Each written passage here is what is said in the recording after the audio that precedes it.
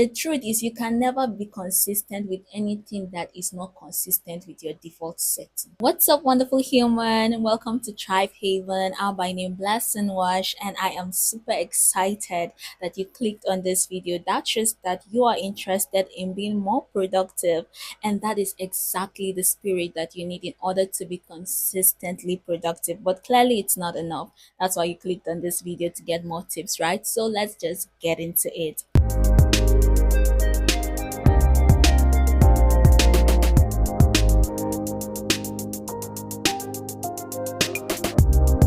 First things first, you need to know that productivity is not equal to busyness. If the light is going on and off, bright and dim, please pardon me, I'm using the light, that's why, and it's the weather is just all over the place today. So I get why some people will mistake the two to be the same thing, because productivity means doing the most with little effort. So if you just stick to the beginning part, which is doing the most, then it's equal to business. Doing the most and business is the same thing, but that's not where the definition stops. It's doing the most with little effort. You can say productivity means being efficient. That's efficiency, right? That's the definition of efficiency. To have maximum output with just little input, that's efficiency. A machine that uses less fuel to achieve more things is efficient, whereas a machine that requires more fuel to carry out the task is not efficient. So while we're still on that machine example, let me build on that. Let's say we have two cars, car A, car B. Car A and car B both have 10 liters of fuel. Yep, I'm pronouncing it correctly. Here over in Nigeria, we call it fuel. So for the sake of this video, let me try and call it fuel. So they both have 10 liters of fuel, and their target for the day is 10 miles. Car A covers that 10 miles using only 1 liter of fuel, whereas car B covers that same 10 miles exhausting all the 10 liters. Which car is efficient? Obviously, car A is efficient. And how does that fit into our context of productivity? Let me explain it to you. Now it has covered 10 miles with just 1 liter, right? It has 9 more liters. That means it can cover 90 more miles if it so wishes to. And at the end of the day, car A will end up covering 100 miles. But car B can never be able to move an extra inch after that first initial target that you were supposed to accomplish, that you were supposed to cover for the day. So now, if these cars are human beings, human being A is able to finish the target of the day and have more energy, because in human beings, ours is energy. Just as cars need fuel to move, human beings need energy to move. So as a human being, if you're able to use just little energy to cover the target for the day, you have more energy to do even more things, thereby being more productive, okay? Whereas the other human being B, they've exhausted all their energy in carrying out the task, and now they're just done for the day. They cannot do any other thing again. They're too tired. All they can do is just doom scroll. They are not being productive. That is what you and I are trying to run away from. That's why we are here trying to figure out how to be consistently productive, right? So first things first, we need energy, right? So my first tip to being consistently productive is to have great energy management skills. For the longest, we've been learning about time management, which is good. Time management is good, but any time management that does not lead to energy management is not it. It is clearly not it. Because, my dear, I don't care what goals you have and how well you've planned them, the steps, like you have a SMART goal. You've written out all the nitty-gritty steps. I don't care about all that. If you don't have the energy to carry out the task, my dear, you're not going to do it. You cannot do it. You need energy to do whatever you've planned, to carry out the steps in between. Unless, of course, if you can afford to delegate others to do your task for you. But how many of us can actually afford to do that? And for how long? So at the end of the day, we all need to prioritize our energy and see that we maximize it, look for ways to maximize it. So now back to the first thing I said when we started this video. Not the first thing, but you just remember that at the beginning, Aisha said that productivity is not equal to busyness. That means sometimes not doing anything can still be considered as you being productive. Yes, sleep, rest is part of productivity. When you sleep, you get energized. That's how you get your energy, except for those that when you sleep in the afternoon, they wake up worse and tired. That's your body telling you that the only time you should sleep is in the night. But for some of us, we can sleep in the daytime and we wake up rejuvenated. So at that point in time, sleep is the most productive activity you can engage on. Yes. I should repeat it again for those of you that are at the back. Because some people, their mindset is like work, busy. That is you being productive. No, I'm here to abuse that mindset. You need to rest. To be consistently productive, there's a cycle that needs to be formed. Because for something to happen consistently, a cycle needs to be formed. So it should just be running consistently. Somewhere in that cycle, there is a sweet spot for rest. And when you are supposed to be resting and you don't, my dear, you've broken the cycle. And that is how you stop your consistent flow of productivity. You spoil your own game for yourself. If you want to be consistently productive, maintain that cycle. The place for rest. It is the most productive activity you can ever do at that time. You writing, you reading, you watching movie, you doing anything else is you not being productive.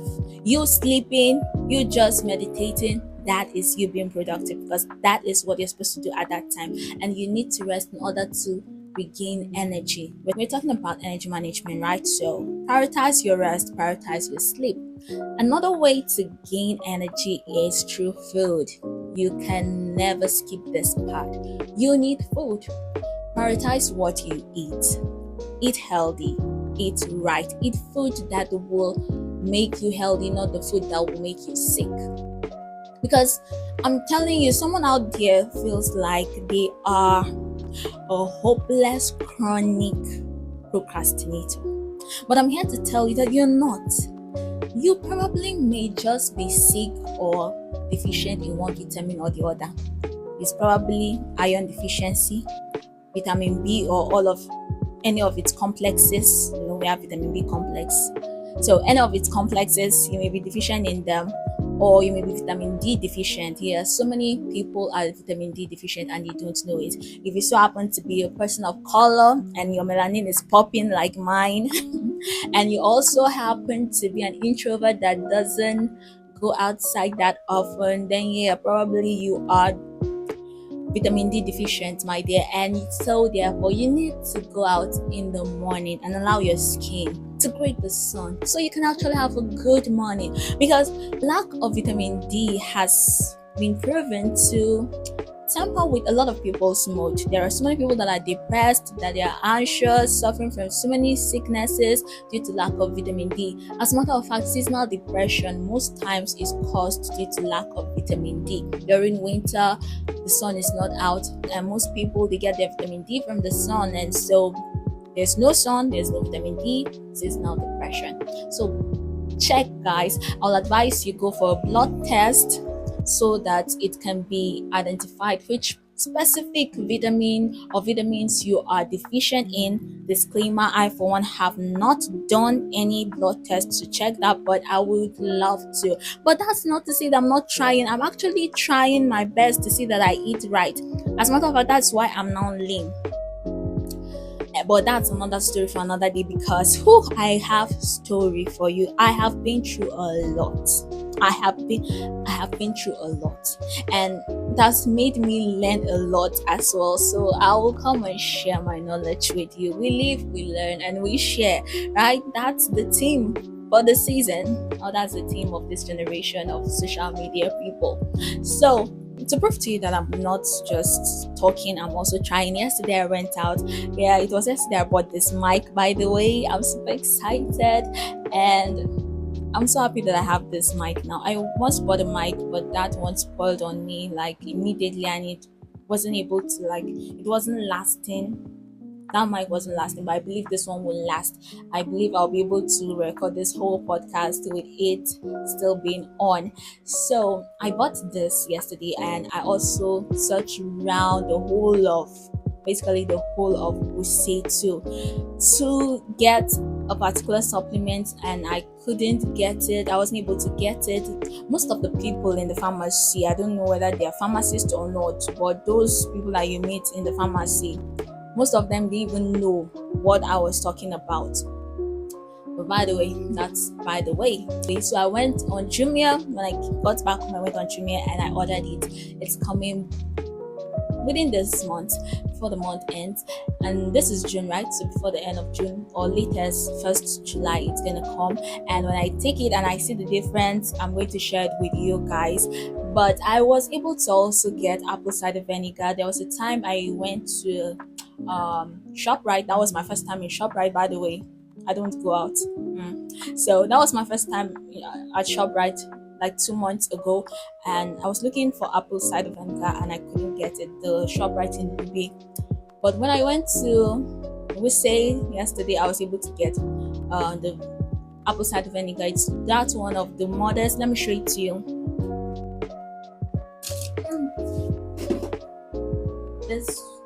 This one. This is the most popular brand, I think, in Nigeria. But I was hoping to get that of which company is it? Fairchild. This is actually my second time buying an apple cider vinegar. The first time I bought it was in 2021 or 2020, ending 2020. I think so. Yeah. And when I went to buy it, the person in the store said, you have money. Oh. That time it was even 6,000. I was like, I need it, that's why I'm buying it, not that I have money. And this time around, when I went to buy it, it was 21,000. Well, I need it, so I bought it. It's not as if I have, but hey, we all know that the best investment, one of the best investments out there, is one you do on yourself. Investing in yourself is one of the best investments ever, and investing in your health is the best, one of the best subcategories of investing in yourself. So I don't regret it. I need it, I bought it. That's me prioritizing my health, and you should do so. Let's get back to the video. So prioritize your health, because you need it to go for all the miles and tick all the boxes on your to-do list. And is that enough? No. Physical health is one thing, your mental health is another thing. But I started with physical health, right? Because a healthy mind dwells in a healthy body, but also a healthy body thrives with a healthy mind. They both need each other, and just like them, we all need each other at the end of the day. That's how God has designed it to be. Everything is just a cycle. We are part of that cycle. Well, let's get back to this cycle, which is the cycle of productivity, consistent productivity.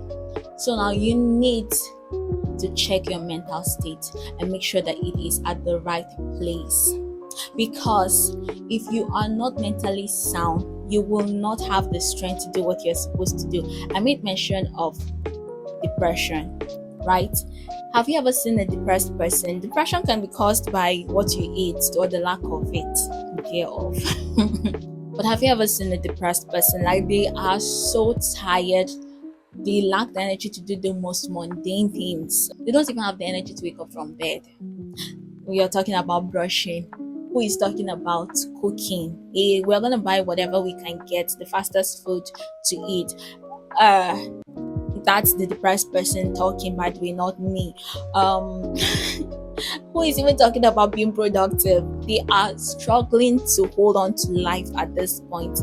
There is just no energy and no joy. But in order to counteract that negative energy of depression, you need to cultivate a mindset of gratitude. Yes, it is a mindset that you can cultivate. Cultivating the mind of gratitude will help you overcome depression. A mind of gratitude can afford joy. It is the only mind that can afford joy, because there are so many things that are there to zap out your joy. But if you have the heart of gratitude, you can be able to afford to be joyful. And guess what the Bible says about joy? The joy of the Lord is our strength. No joy, no strength. No joy means you being depressed. If you're depressed, no strength to do what you need to do. So cultivate the heart of gratitude. Another thing the heart of gratitude will do to you is that it will help you overcome fear. It's going to help you overcome anxiety. I just came out of a serious panic attack, and it's also linked to nutrition and all the rest, and we're going to get into it in another video. But I'm here to tell you guys, your diet, your mental state, they are interwoven, and they both play critical role in your energy levels, and you need energy to be productive before we even start talking about being consistently productive. As I was saying, a heart of gratitude will help you overcome fear, because most times people are afraid of the unknown. That is why some people are afraid. Their major fear is the fear of the unknown, the fear of what will happen in the future. But when you know that you have the heart of gratitude, you know that no matter what happens in the future, however events will unfold, there will always be something for you to be grateful for. And the knowledge of that alone will just lower the bar of fear to the barest minimum. As a matter of fact, as someone that has the heart of gratitude, you will not fear will not be able to incapacitate you, because that's one specialty of fear. Fear incapacitates. It demoralizes people, it ties them down. It's a chain the enemy uses to bind so many people from fulfilling their destiny, their God ordained purpose. I covered a part of this in the video I made about the parable of the talent. If you're yet to watch it, you can go ahead and check that video. So many people, they're unable to go and fulfill their destiny because of fear.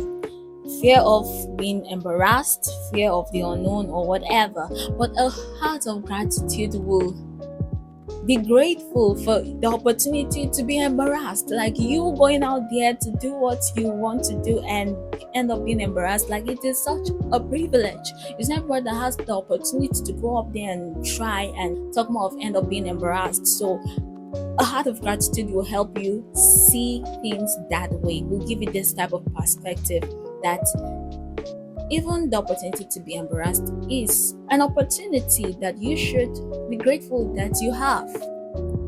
And so you being grateful for that opportunity will make you to be less anxious. And guess what? So many people end up making mistakes that they wouldn't have made in the first place had it been they were not afraid to make the mistake. Like, oh my goodness, you are afraid to make the mistake, and so you make the mistake because you're afraid to make the mistake. Had it been you were not afraid to make the mistake, you wouldn't have made the mistake. That is fear for you. Like, it's just so absurd and weird. But a heart of gratitude can help you overcome that. And if you are eating right, it will help you cope with anxiety too, because poor nutrition is linked with anxiety. And it was contributing so much to anxiety. The panic attack that I just came out of, yeah, nutrition played a role in it. But that is a whole story for another video. Let me just stop here for now. So now, after you have the energy required to do the activity that you need to do, what next? Is that enough? So many people have energy, but are they consistently productive? No. Guess what is stopping them from being consistently productive? Discipline. Not the lack of it too. It's because they are disciplined. That is why they are not consistently productive. Before you crucify me, let me explain myself. Okay? Don't get me wrong. In order for you to do anything, you need discipline in order for you to do it, to show up and do it. But most people don't know that what they define as discipline is actually not discipline, but rather self-punishment. And guess what? We were never designed to be happy about being punished. Punishment is not consistent with my default setting. I don't know about you. Maybe some people out there are like punishment and suffering is part of their default setting, but me and most people I know is not. And the truth is, you can never be consistent with anything that is not consistent with your default setting. The reason why you are consistently breathing, even when you're sleeping, is because it is consistent with your default setting. As I don't even get it. I am sleeping, I don't know how I breathe in and out. Seriously. And in order for you to be consistent with anything, that is the level at which that thing needs to get. Like the level of breathing, it's supposed to be at the same level with breathing in order for you to be consistent with it like that. And breathing brings pleasure. As a matter of fact, if you're stressed, they will tell you breathe in and out. It has a way of calming you down, calming you down. If your discipline is not calming you down, it is going to stand on your way to being productive consistently. I'm sorry. It's just not going to lead to something consistent if it is not calming you down. Most times when people are disciplined, when they say that they are disciplined, it's about them stressing themselves, going to the gym every single day, burning hours in the gym. Going to the gym is good though. Doing hard things is good though. But the thing is, even when their body is telling them to stop, they go on pushing, which is typically what discipline is supposed to be, right? Going even when your body is telling you to stop. Let's rewind, guys. Let's just calm down and look at this really critically. Yes, you need to do things even when your body doesn't feel like it, but it's not everything.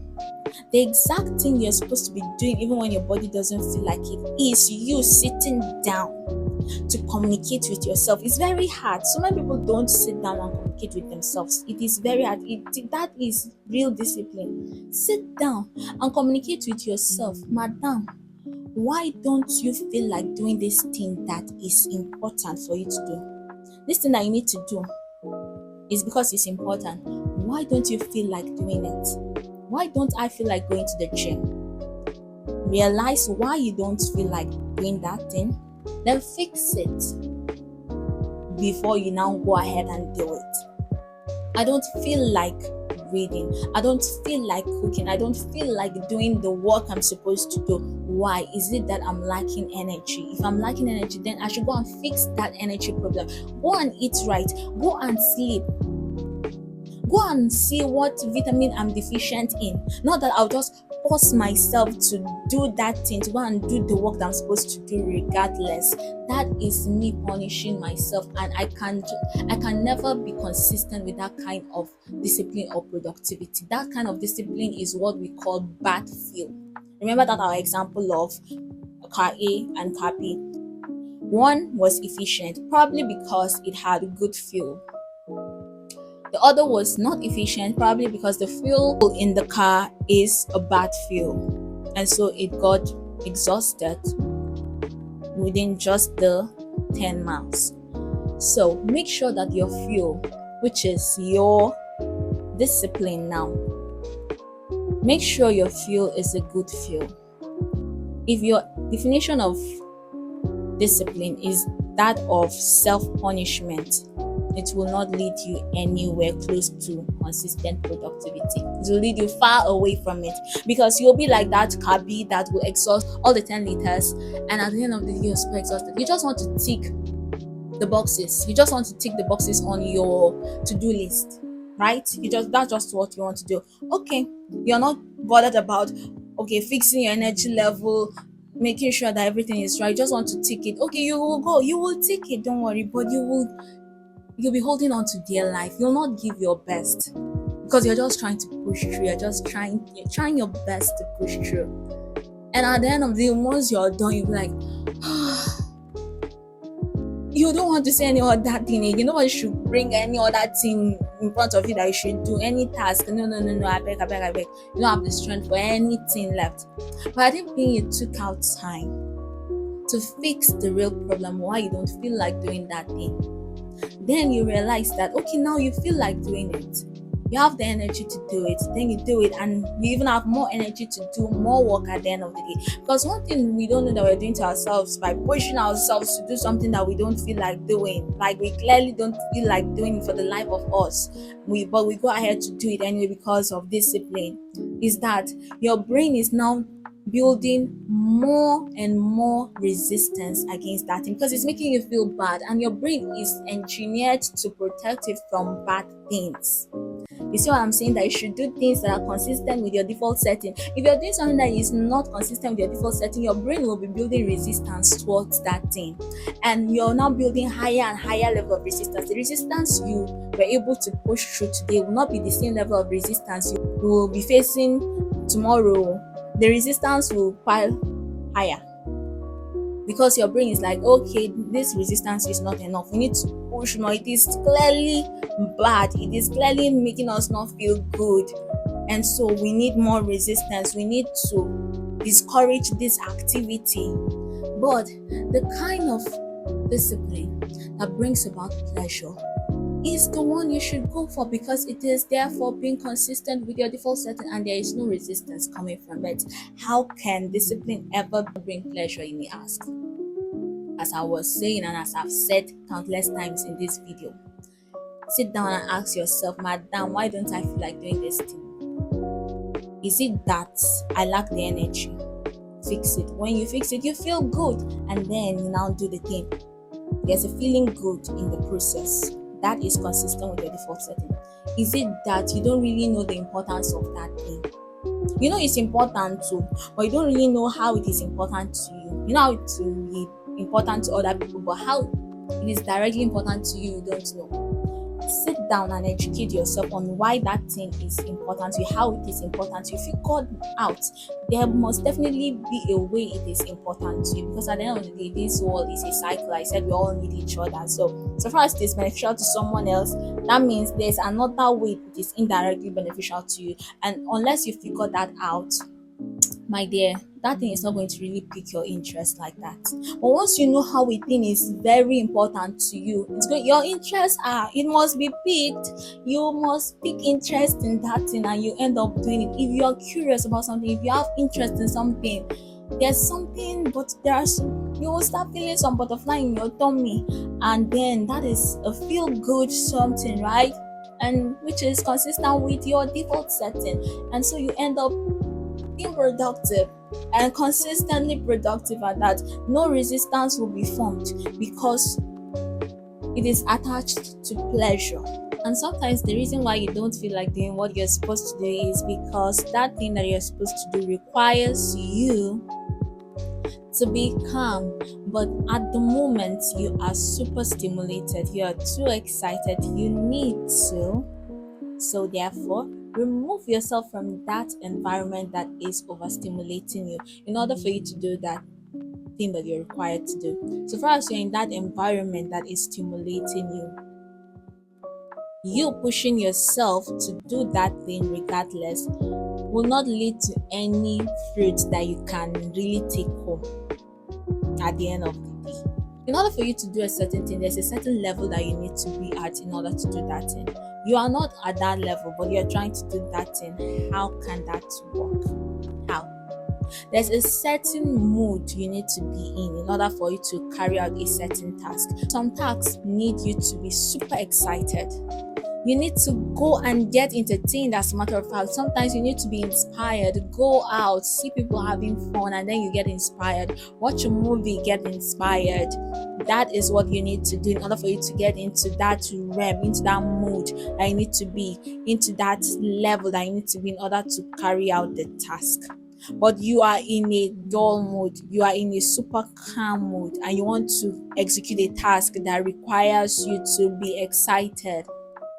If you force yourself to do it, of course you can do it, but you will just be like that car that uses 10 liters of fuel to cover 10 miles. That is not sustainable at all. That is not a lifestyle that is sustainable. Focus your attention and your discipline on things that bring pleasure to you. Don't get me wrong, don't take my words out of context. So fix the root issue, the root problem, instead of just blindly pushing through. Because as a matter of fact, that is laziness. I consider that laziness. Sorry, you just pushing yourself to just tick your to-do list or just do the thing without really sitting down to figure out why you have resistance towards that thing. Is you being lazy. It's like a case of someone that needs to cut down a tree and that person is too lazy to figure out how to sharpen the axe and make it sharp before cutting the tree. The person decides to just start throwing the axe against the tree. They are asked to cut the tree, that's the target. They just carelessly and mindlessly just throwing the axe at the tree. Well, when they do it hard enough, the time will come that the tree will fall, right? But that is them being lazy. But they don't see it that way. They console themselves in the fact that they are not idle. They are busy doing what they're supposed to do, which is cutting down the tree. They are not idling around. So they console themselves with that. But someone who takes out their time to sharpen the axe, and it may take them a lot of time to sharpen the axe, but they are committed in sharpening the axe before cutting down the tree. They will cut down the tree while this other person is nowhere half done. That person might have gone far, or the first person with the blunt axe might have gone far, while them they are still sharpening the axe.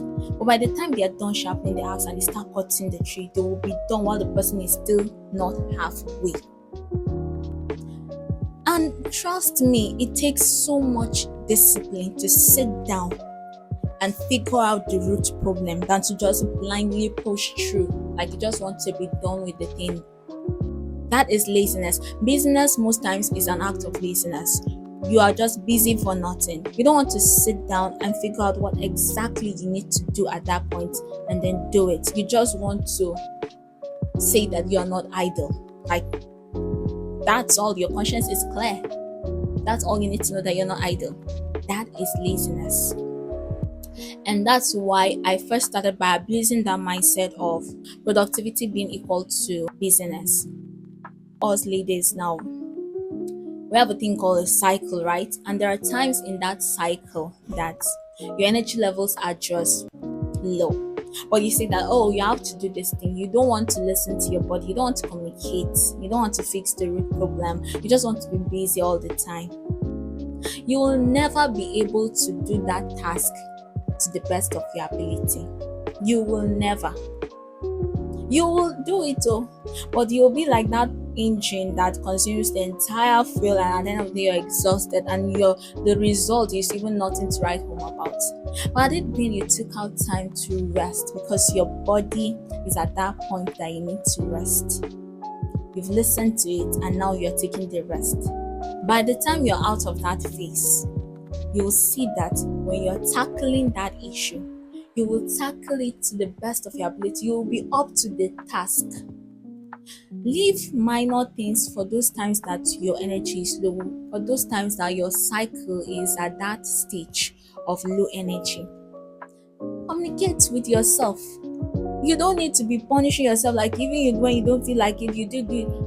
There's a place of doing things even when you don't feel like it, because trust me, it's not always that you always feel like fixing the problem. It's not always that you feel like identifying the root problem. That is where you should target your discipline, not at the work itself, but at fixing the source of the resistance.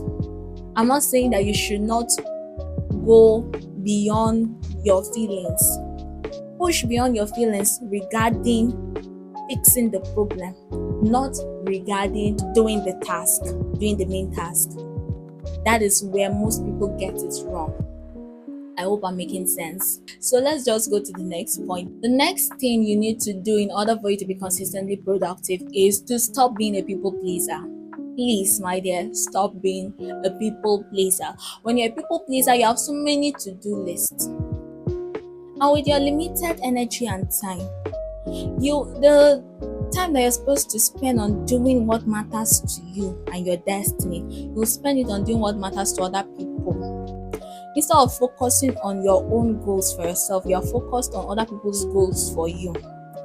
I am not saying that you should be selfish, because we are supposed to help each other. That is our purpose here. That is our purpose here on earth, to help each other. At the end of the day, we'll even be judged based on our relationship with God and our relationship with our neighbors, right? So I'm not saying that you should be selfish, but guess what? People pleasing is doing a disservice to yourself and to them, because you not fulfilling your purpose is you doing a huge disservice to the world. And if people pleasing is what will stop you from fulfilling your destiny, then you need to get away from it, my dear. That is just what I'm saying. Focus on your focus. Find out your purpose here on earth. Focus on it. If what people are expecting you to do is not in line with it, please say no to them. But if you're a people pleaser, you can never say no. You just can never say no to people. You need to place them. But guess what? You are placing them. Just note this. You're placing them by focusing on your focus, by focusing on your purpose. You are placing them. They may not know it yet, but you should know it now.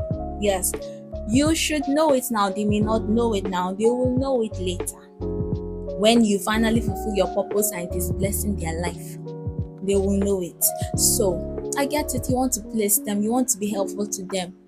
Just know that by focusing on your purpose, that is exactly what you're doing. It may not look like it now, but that is exactly what you're doing. Okay, so be calming down. Okay. That is just one part, or one negative thing that can come out as a result of you being a people pleaser. That's the part of you having too many to-do lists that you'll now end up being exhausted and you'll not be able to do what really matters. That's one. Another side to this coin is that let me not even do too much explanation. There's a perfect story in the Bible that explains it.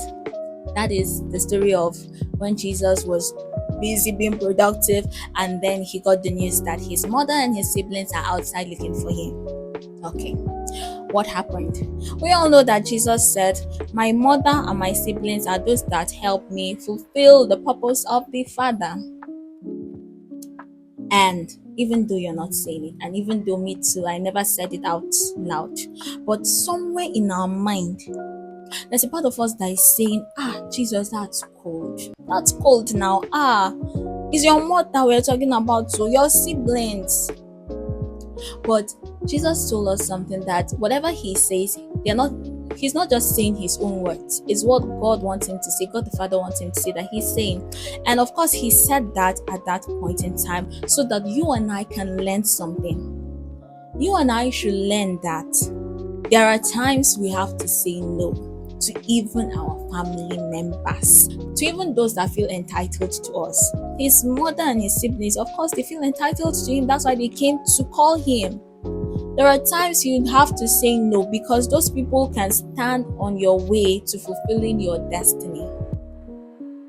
And sometimes it's not out of bad mind. Sometimes it's out of the purest of hearts that they are doing so. But you need to fulfill purpose, and if they are standing against your fulfillment of purpose, you need to say no to them. And he's trying to help us know who truly our family members are. Your family and those that are entitled to you and your time and everything are those that are helping you fulfill your purpose.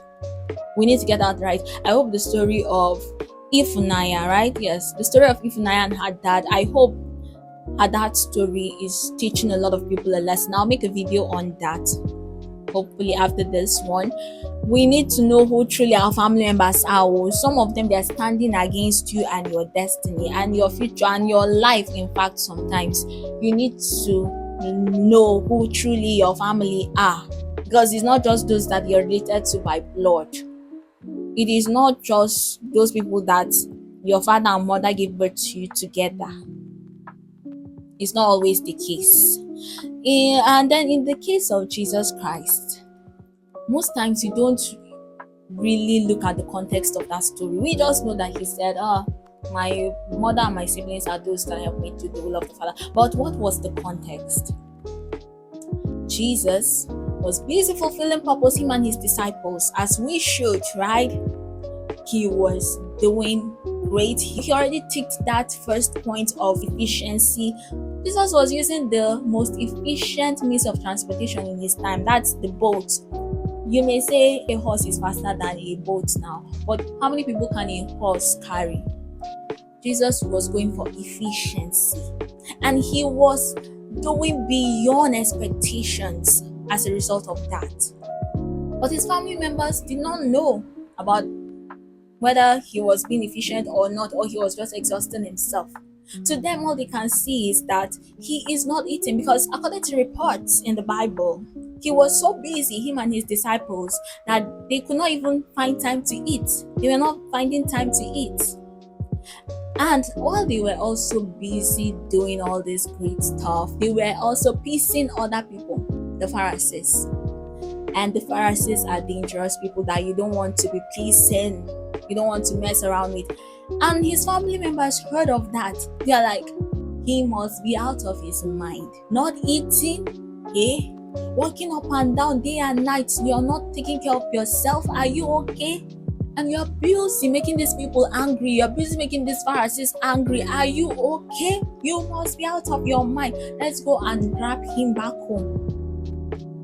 And that's why Jesus said, my family are those that are here helping me fulfill the purpose of my Father. Your family, when you are being productive, when you are being efficient, they won't know that you're being efficient, that you're just using 1 liter of fuel to cover 10 miles. They'll think you're using 10 liters of fuel to cover 10 miles. But you that you've learned efficiency now, as the definition for productivity, you are maximizing that knowledge. And so you're not exhausting yourself. You have great energy management skills. And so you're doing things beyond the expected target. Instead of just covering 10 miles, you're covering 100 miles. Your family members will be like, is she okay? Does she want to kill herself? She should come and sleep. She should come and rest. You know the time to rest, and you rest at that time. You know how to maximize your energy. You know how to prioritize your mental health so that it will not drain you. You are maximizing that trick of joy, giving you strength. And you also have a good relationship with God, because at the end of the day, He's the ultimate joy giver. And when He gives you the ultimate joy, you have the ultimate strength. And depression cannot come near you to even zap your energy. Anxiety cannot demoralize you or incapacitate you. You are doing great and beyond expectations, beyond the target. They will think you are trying to kill yourself, you're exhausting yourself. And they'll come and say, my dear, please, it's okay. At that time, you need to tell them no. You understand where they're coming from, but for now, you have to say no to them. But okay, let me just give you one more point to just wrap this video up. This video is long, and I hope you're gaining so much from it. If you have gained something from this video, please give it a thumbs up and share it with someone that you think will also find this helpful. And of course, drop your thoughts in the comment section. I'd like to also learn from you, just as you're learning from me, so we can all grow. Because my next point is knowledge. In order for you to be consistently productive, you need to have the right knowledge.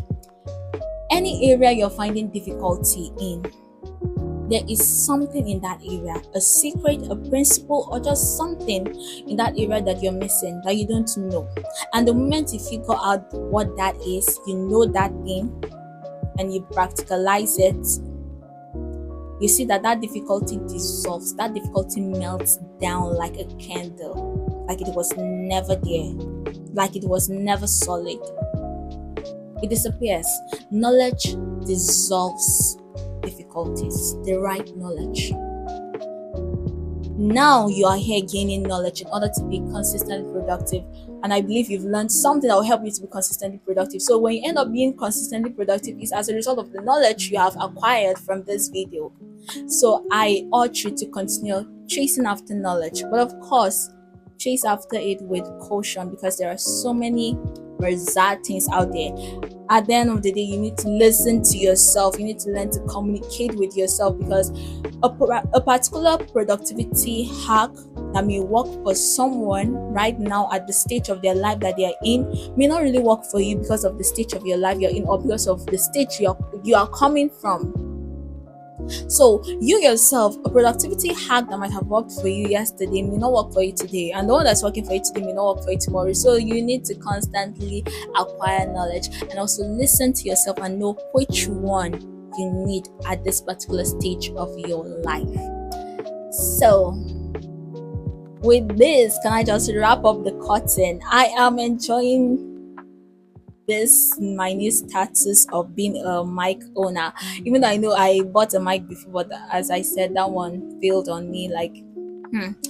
But I'm hoping this one I'll have a good time with it, and we're gonna produce more and more videos. I hope the quality was good. I hope that the value that I was trying to pass across came out as it is supposed to. You were not stressing your ears, right? Even though right now there's a generator, because NEPA did not bring light. My neighbor on his generator and he's very close to me, but I bet you are not hearing the noise, right? We thank God for the new mic. So more videos coming your way. Please subscribe if you're yet to do so. And until next time, why only succeed when you can try. Bye bye.